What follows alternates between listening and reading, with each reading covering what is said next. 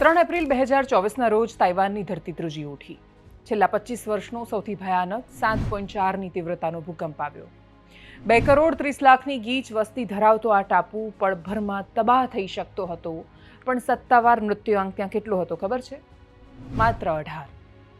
એનાથી થોડા મહિના પહેલા 1 જાન્યુઆરી 2024ના રોજ જાપાનના નોટો દ્વીપકલ્પમાં 7.5ની તીવ્રતાનો પ્રચંડ આંચકો આવ્યો.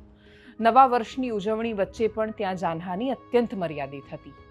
જો કે આવા જ ભૂકંપો જ્યારે તુર્કી અને સિરિયામાં નોંધાયા તો સ્થિતિ સાવ ઉલટી થઈ.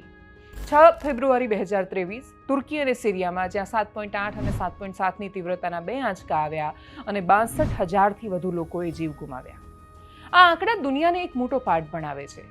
ભૂકંપ, સુનામી કે પૂર એ પોતે ક્યારેય કોઈનો જીવ નથી લેતા, પણ નબળી વ્યવસ્થા અને પૂર્વ તૈયારીનો અભાવ જાનહાનિ માટે જવાબદાર હોય છે. જ્યારે ટેકનોલોજી અને ચુસ્ત નિયમો હાથ મિલાવે ત્યારે કુદરતના સૌથી ભયાનક પ્રકોપની સામે પણ માનવ જિંદગીઓ સુરક્ષિત ઊભી રહી શકે છે. આ વૈશ્વિક ચિત્રની સામે હવે આપણે નજર કરીએ ગુજરાત તરફ. ભૌગોલિક રીતે ગુજરાત પર વાવાઝોડા અને ભૂકંપ જેવી આપત્તિઓ એ હંમેશા એમ પણ એના માટે અત્યંત સંવેદનશીલ પ્રદેશ છે. આપણી પાસે સૌથી વિશાળ દરિયા કિનારો છે, પણ દર વર્ષે ચોમાસામાં અહીંયા મેઘરાજા આફત બનીને વરસે છે. હમણાંના જ તાજેતરના સત્તાવાર સરકારી આંકડા સ્ટેટ ફ્લડ કંટ્રોલ રૂમ એમના મુજબ 24 અને 25 જુલાઈ 2026 દરમિયાન થયેલા ભારે વરસાદ અને પૂરને કારણે રાજ્યમાં 46 લોકોના અધિકારિક રીતે સત્તાવાર મૃત્યુ નોંધાયા છે, જેમાં સૌથી વધુ મોત નવસારી અને વલસાડ જિલ્લામાં થયા. આ પહેલા 2024ના વર્ષમાં પણ પૂરને કારણે 26થી વધારે લોકોએ જીવ ગુમાવ્યા હતા. મોટાભાગના મૃત્યુ પૂરના ધસમસતા પ્રવાહમાં તણાઈ જવાથી કે પછી ડૂબી જવાથી થાય છે.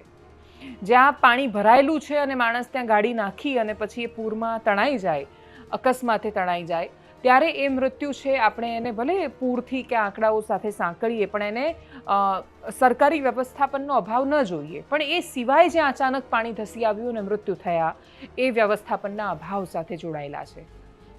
આ આંકડા આપણને વિચારવા મજબૂર કરે છે કે જો તાઇવાન ભૂકંપમાં પણ પોતાના નાગરિકોને બચાવી શકે છે, તો આપણે પૂરના પાણી સામે માનવ જિંદગીઓ કેમ ન બચાવી શકીએ?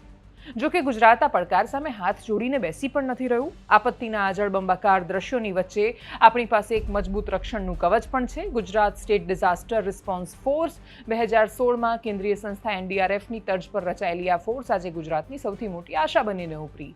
SRPFમાંથી ખાસ 11 કંપનીઓને અલગ તારવીને આપત્તિ પ્રબંધન માટે હાઈટેક તાલીમ આપવામાં આવે છે. ઇમારત ધરાશયી થાય, પૂરના પાણીમાંથી રેસ્ક્યુ કરવું પડે કે મેડિકલ ફર્સ્ટ રિસ્પોન્ડર તરીકે કામ કરવાનું હોય, આ જવાનો દરેક કળામાં માહિર હોય છે. હમણાં જ 22થી 26 જુલાઈ 2026ના ગાળામાં જ્યારે સમગ્ર ગુજરાત પાણીમાં ડૂબ્યું હતું, ત્યારે SDRF અને NDRFની જ ટીમો હતી જેમણે સ્થાનિક પ્રશાસન સાથે મળીને અદ્ભુત કામગીરી કરી. આ વ્યવસ્થાને છેવાડાના ગામ સુધી પહોંચાડવા માટે ગુજરાતે એક બીજું અનોખું મોડેલ પણ તૈયાર કર્યું છે, યુવા આપદા મિત્ર યોજના, જે અંતર્ગત 4,526થી વધુ સ્થાનિક યુવાનોને આપત્તિના સમયે સૌથી પહેલા મદદ કરી શકે એવા મદદગાર બનવાની તાલીમ અપાઈ છે. મહત્વની વાત એ છે કે આ યોજનામાં 50% મહિલા સ્વયંસેવકોને જોડવાનું પણ લક્ષ્ય સાધવામાં આવ્યું છે, જેથી ઇમરજન્સીનો સમય હોય, મહિલા અને બાળકો સુધી રાહત સામગ્રી પહોંચાડવાની હોય, બચાવ કામગીરી હોય, કોઈ મહિલાને પ્રસૂતિની પીડા ઉપડેને જવાની જરૂર હોય તો એ કામ વધારે સંવેદનશીલતાથી પહોંચી શકે. SDRF અને આપદા મિત્રની આ મજબૂત સેના આપણી પાસે તૈયાર છે, પણ હવે સમય છે આ માનવ બળને આધુનિક ટેકનોલોજી સાથે સાંકળીને એક એવી કાયમી વ્યવસ્થા બનાવવાનો જે જાનહાનિનો આંકડો 46થી ઘટીને 0 પર પણ આવી શકે. અને આ માટે આપણે 3 મુખ્ય વૈશ્વિક આયામો છે જેને અપનાવવા જ પડશે. એક, સ્માર્ટ ડ્રેનેજ અને સ્પંજ સિટીનું આયોજન. આપણા શહેરોના રસ્તા એવા બને કે વરસાદનું પાણી ભરાવાને બદલે સીધું જમીનમાં ઉતરી જાય અથવા અંડરગ્રાઉન્ડ રિઝર્વિયરમાં ડાયવર્ટ થઈ શકે. 2, આર્ટિફિશિયલ ઇન્ટેલિજન્ટ આધારિત પૂરની ચેતવણી. નદીઓ અને ડેમના વોટર લેવલ પર ઓટોમેટિક સેન્સર હોવા જોઈએ અને જે પાણી ભયજનક સપાટી વટાવે કે એની સેકન્ડોમાં જ જે ત્યાંના લોકલ્સ છે, ત્યાંના નાગરિકો છે, એના મોબાઈલમાં રૂટ મેપની સાથે અલર્ટ મોકલી દે. અને ત્રીજું છે ડિઝાસ્ટર રેઝિલિયન્ટ ઇન્ફ્રાસ્ટ્રક્ચર. પૂર પ્રભાવિત વિસ્તારોની સરકારી શાળાઓ અને હોસ્પિટલ એટલી ઊંચાઈ પર તો હોવી જ જોઈએ કે આપત્તિના સમયે એ તરત જ એને શેલ્ટર હોમ બનાવી શકાય. આખી વાતને આપણે તાઇવાનના ઉદાહરણ સાથે જોઈશું તો પણ આપણને સમજાશે કે આપણે માનવ જીવનની ગરિમા અને જીવનનું મૂલ્ય કરવામાં ક્યાં પાછળ છીએ, અથવા તો આપણે મૂલ્ય કેમ કરી નાખીએ છીએ. ગુજરાત અને તાઇવાન કે પછી જાપાન વચ્ચેનો મુખ્ય તફાવત આપત્તિ પ્રબંધનના અભિગમ, એના એપ્રોચમાં છે.